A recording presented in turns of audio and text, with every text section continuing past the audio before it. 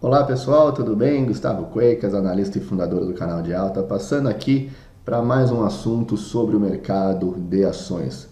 O tema hoje é falar sobre BDRs. BDRs agora essa semana que caiu na mídia, afinal de contas foi liberado para qualquer tipo de investidor poder fazer investimentos em ações americanas ou ações globais que estão sendo negociadas aqui na nossa B3. Até então isso era restrito apenas a investidores qualificados e agora ficou mais aberto, ficou mais popular, mais fácil de a gente investir em Google, Apple, Alibaba, Tesla, seja lá qual for. Bom, mas será que é interessante a gente investir aqui no Brasil em BDR, uma vez que está tão simples nós abrirmos uma conta nos Estados Unidos e investir direto nas empresas de lá? Bom, é isso que eu quero tratar com vocês nesse vídeo, fazer aí algumas comparações, um pouco do ponto de vista e deixar-me à disposição para ajudar vocês sempre que precisarem quando o assunto for BDR, certo? Então, vamos aqui para a tela do computador, primeiro explicando o que é a BDR de uma forma mais simples. Então, a sigla BDR significa Brazilian Depository Receipt e nada mais é do que uma forma de investir no exterior através da B3, ou seja, empresas americanas têm um banco que faz aí o espelhamento dessas empresas, a possibilidade de captar o nosso dinheiro e investir nessas empresas através mesmo da nossa própria bolsa, tá? Então, elas são um título, tá? Então não são ações em si, você não está comprando em si a ação de uma Google, por exemplo. E sim você está comprando um título lastreado em uma empresa estrangeira. Hoje a gente tem aí 554 BDRs listadas na Bolsa Brasileira. Gustavo, ficou um pouco confuso essa história de título lastreado em uma empresa estrangeira. Você pode me explicar melhor? Tirando todos os termos técnicos? Sim, com certeza. Vamos imaginar da seguinte forma.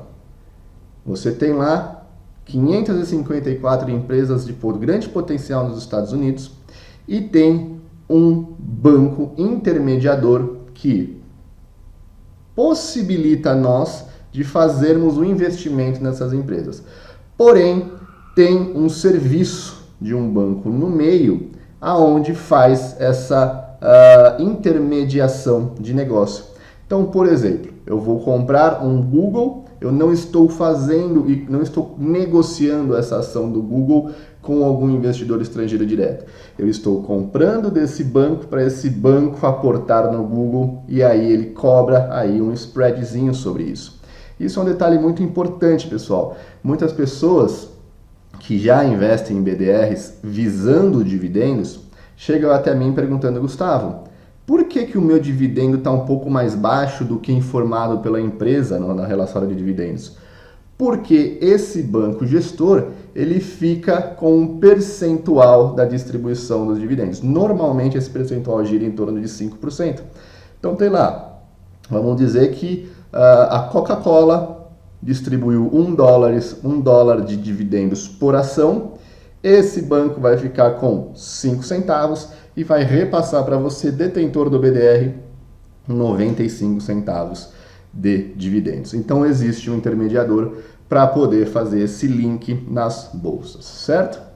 Então, reforçando aqui, ao comprar um BDR, você não está investindo diretamente em uma ação da empresa escolhida.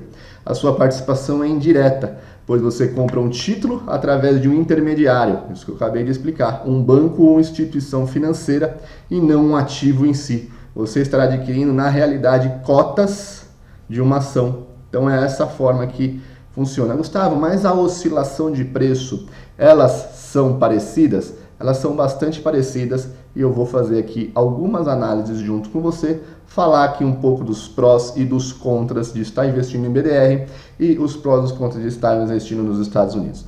Eu já tenho a minha opinião própria, sou investidor no mercado americano já há 6 anos e não tenho a menor interesse hoje em estar investindo em BDR no Brasil, porque quando você conhece um mercado tão forte e com uma facilidade de diversas oportunidades de você alavancar, melhorar suas estratégias de investimento, o BDR deixa de ser interessante. Para quem que o BDR é interessante? Para aquela pessoa que está iniciando, que quer comprar uma ação, que quer ver como é que funciona e tal e tudo mais.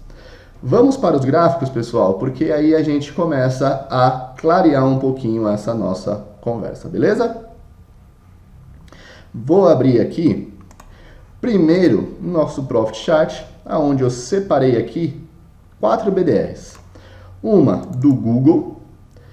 Por quê? Eu quero que a gente se atenta nesse volume financeiro. Então, nós temos uma empresa como a Google, uma das maiores empresas do mundo, com um volume financeiro próximo de 3, 4 milhões por dia. Sim, Gustavo, esse aqui foi o primeiro dia de negociação, dia 22 de outubro, foi o primeiro dia de negociação para todo tipo de investidor, aonde tivemos um aumento 100% do volume financeiro. Legal! Mas nós estamos falando de uma Google. Estamos falando de uma Google com um volume financeiro de 6 milhões por dia. Aqui nós já consideramos fazer uma análise interessante. Nós temos pelo volume financeiro estar razoavelmente bom no Brasil, nós temos como fazer uma análise de tendência para saber se esse papel está interessante na compra ou não. Pessoal, o que é tendência? Deixando bem claro, tá?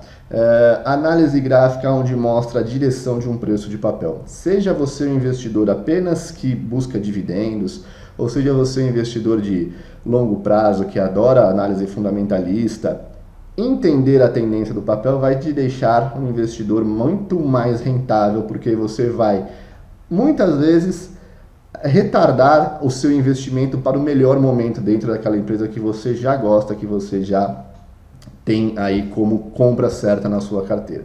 Então, quando a gente tem um volume financeiro e tem um padrão de tendência dessa forma, a gente começa a ter aí o suporte da análise gráfica para fazer investimentos e pegar uma variação de preço mais expressiva, correto? Então, Google, vamos falar aqui de Alibaba. Pessoal, esse daqui é o maior e-commerce do mundo. Alibaba, não sei, acredito que todo mundo já deve ter feito uma comprinha pelo Alibaba e-commerce chinês, mas veja aonde nós temos um gráfico super, hiper, mega picado. Por quê? Porque não tem liquidez, não tem volume financeiro. Ontem, aumentou significativamente esse volume? Sim, aumentou. Bastante interessante, mas ainda está numa fase de nascimento dentro do nosso mercado, ok? Outro, Apple. Apple, estamos falando da empresa mais valiosa do mundo, aonde tem aí já desde junho desse ano, já começou a entrar um volume financeiro um pouquinho interessante. Antes disso, não tinha sequer a possibilidade de a gente fazer operações em Apple, 300 mil reais por dia apenas negociado em um papel, certo? E por último, pessoal, JP Morgan, um dos bancos mais tradicionais do mundo, né, JP Morgan, também a gente vê aí a dificuldade de liquidez, grandes gaps, baixo volume financeiro, e esse até então temos aí 400, 500 mil reais de volume financeiro por dia. Pessoal, isso eu já vi acontecer em outros ativos, por exemplo, fundos imobiliários. Há um tempo atrás, fundos imobiliários não tinham liquidez, era aí papéis da qual gerava bastante dúvida, e depois isso se amadureceu. Não estou dizendo que isso não vai se amadurecer, estou dizendo que é sim interessante, são mais 554 empresas para nós analisarmos e nós fazermos operações no mercado brasileiro, mas eu quero dizer os prós e os contras e comparar com o mercado americano. Para isso, eu vou abrir aqui o nosso TradingView. Eu comparei aqui, pessoal, nesse gráfico de candles, onde está as barrinhas azuis e vermelhas, são as ações da Apple em si negociadas no mercado americano. Uma vez que, se a gente puxar volume financeiro, a gente tem aqui aproximadamente 202 milhões de ações negociadas. Se a gente fizer uma continha simples, 102 milhões vezes $115, 102 milhões, a calculadora tem que até virar de lado, porque ela travou, vezes $115, nós estamos falando 11 bilhões de dólares negociados no dia de ontem, uma vez que em BDR nós estamos falando ali na casa de 4, 5 milhões de reais, certo? Então esse é o poder do mercado americano negociado direto lá. Essa linha vermelha é a BDR negociada aqui no Brasil. Então eu fiz um comparativo entre as ações americanas e as BDRs negociadas no Brasil. Você vê que tem uma discrepância? Sim. Por quê? Ele segue um padrão, né? Aqui descasou bastante por sinal, ele segue o padrão de tendência, mas ele não reflete exatamente o comportamento da empresa. Por quê? Porque aqui tem um fator da variação cambial que está sendo atribuído e também tem por essa intermediação bancária, por ser uma cota de ações, tem aí uma oferta e demanda diferente, o que pode elevar um pouco o preço ou diminuir um pouco o preço, trabalhando aí com alguns spreads bem discrepantes, certo? Então isso é bastante interessante. O que muitas pessoas têm restrição, têm medo de estar investindo nos Estados Unidos? Câmbio. Ah, Gustavo, mas se eu enviar o dinheiro para lá e eu ganhar 10% na ação e o câmbio cair 15%, eu vou estar perdendo dinheiro. Sim, infelizmente a nossa moeda não é a primeira moeda do mundo como o dólar, então a gente tem que sempre fazer essa correlação. Mas o fator câmbio impacta diretamente em cima das BDRs também. Então, o que você tem que analisar e ficar bastante atento deixa eu ver qual foi a performance da Apple no mês passado, por exemplo, se eu pegar aqui e colocar ela no gráfico mensal. Então, nesse mês que passou, ela teve uma queda de 10%. Uma vez que, vamos dizer que o dólar tenha subido 11 ou 12% nesse período, tanto o seu financeiro lá fora, quanto a sua BDR aqui, vai estar se valorizando mais porque o dólar subiu mais do que a desvalorização. Então ele tem aquela balança bastante... dá um desequilíbrio, vamos dizer assim. Então muitas pessoas acreditam que levando dinheiro para fora sofre com a variação cambial. E isso também vai sofrer numa BDR, afinal de contas estamos trabalhando com uma ação americana negociada em dólar, certo? A gente pode ver isso muito claramente. Olha, em 2014 para cá, as ações da Apple subiram 503%, uma vez que a BDR subiu 1.543%. Por que isso? Porque o câmbio de 2014 até aqui, Brasil explodiu. Então, resultado financeiramente, não quer dizer que se você tivesse investido em Apple, você só teria ganhado 503%. Você teria sim ganhado os 503%, mais a variação de câmbio, que nessa linha da BDR já está refletindo isso. Mas financeiramente, aqui no papel, também estaria refletindo isso, certo? Então é um pouco confuso, mas existe essa equação a ser seguida. Qual que é um outro papel interessante para a gente estar fazendo esse comparativo? Vamos pegar Alibaba. Então eu vou colocar Alibaba no gráfico. Nós estamos já falando de uma empresa chinesa, pessoal. E eu vou colocar aqui Baba 34, que é a BDR dela. Que deve ter dado algum probleminha no dia de ontem, no sistema.